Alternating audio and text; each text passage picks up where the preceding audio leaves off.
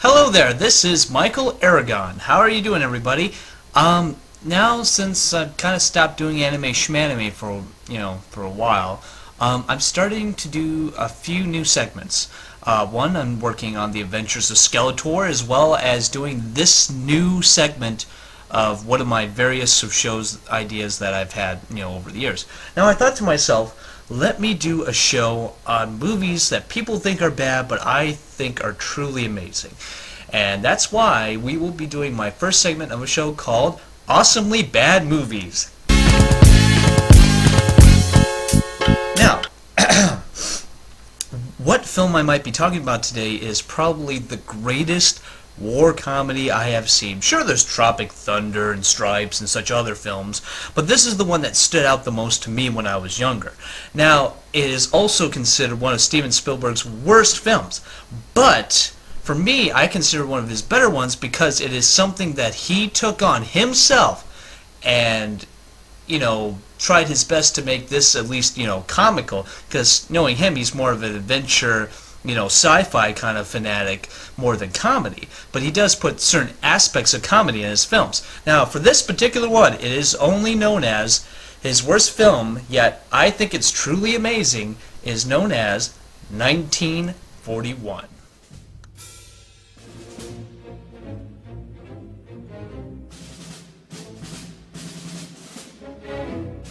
Now we start our film with a wall scroll of information that talks about what is going on right now. Apparently, it is already 7 days after the attack on Pearl Harbor, and the unexpected United States is ready and armed to go up against anything that might intrude their land. And I mean anything. Even a rip-off of Jaws, or shall I say a spoof on Jaws. Thank you very much, Mr. Steven Spielberg.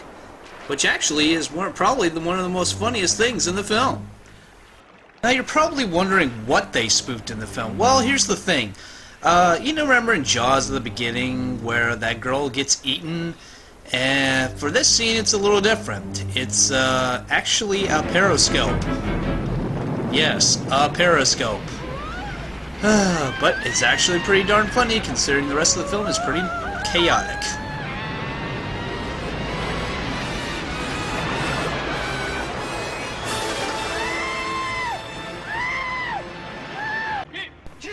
Actually, the submarine turned out to be a Japanese submarine, which is actually commanded by the great Toshiro Mifune and Christopher Lee. Huh, what an unlikely pair. Now, what they're trying to do is to try to find America, or, anywhere that might be valuable to destroy, and, or shall I say, honorable. And that's pretty much their plot in the story. Actually, there are tons of plot lines in this movie. I think that might be one of the reasons why people did not like this movie. But let me start with the basics. We have one of our main characters, Wally, played by Bobby DeCinco, and also Betty, played by Diane Kay. What's going on with these two is that Wally, played by Bobby DeCinco, is trying to get to go to a jitterbug contest with Betty and win it with her. That would be his all-time dream. But it doesn't seem to be working out too well. I have to do my part, Wally. Look, there's a lot of lonely servicemen out there, and I don't want to see them stuck on some German bayonet. Do you want to go with me tonight, yes or no? Yes. Betty, think about those guys, Betty. I mean, no. I mean, yes.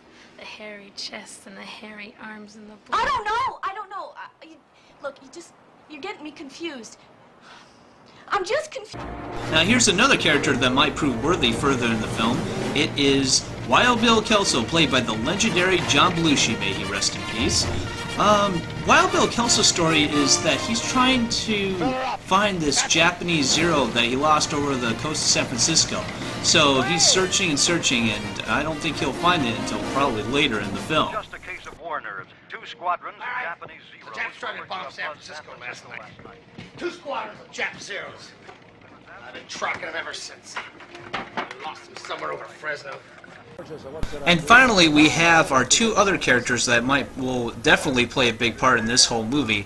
Is Nancy Allen playing Donna Stratton, who is very fascinated by planes, and I mean extremely fascinated. And then we also have Captain Burkhead, played by Tim Mathewson, who is very interested in Donna and wants to, get laid with her, apparently, as a big horn dog. So that is one of the things that'll get this whole story going. So basically, we have our three main plot lines in the whole movie. We have Bobby DeCinco and Diane Kay are going to the Jitterbug contest and going to see if they can win it. We also have Wild Bill Kelso in pursuit of Japanese Zeros that might be in the area in California. And then we have Tim Mathewson and Nancy Allen about to go into an affair while, scouting the area for Japanese soldiers in a training plane. And when all three of those combined, well, let's just say that this happens.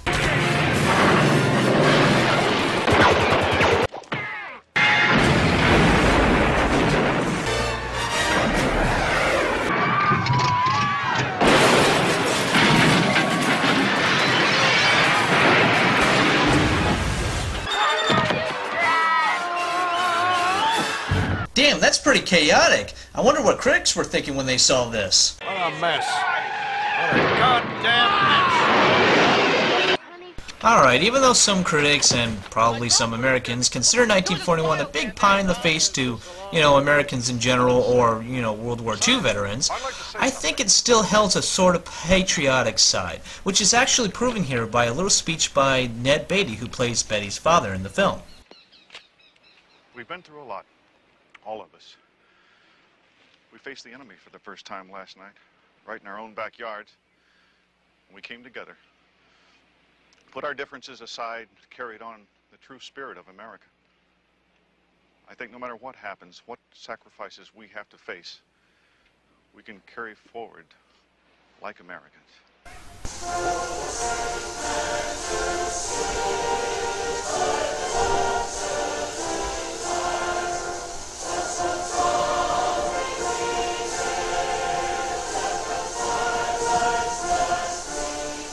Anyway, that's 1941, a chaotic, patriotic mess. But hey, that's probably why people liked it. Some people, anyway. But yeah, I think that might be one of its charms. So that's my review of 1941. I hope you enjoyed it. Definitely check out 1941, if you're curious or if you want a good laugh of chaotic proportions. Now, I will be reviewing, my next review will actually be on a very unusual gangster movie set in another dimension somewhere across the universe known as Mad Dog Time. Now, I hope you enjoyed this session of Awesomely Bad Movies, and I hope you come back and watch more. This is Michael Aragon saying, love the bad.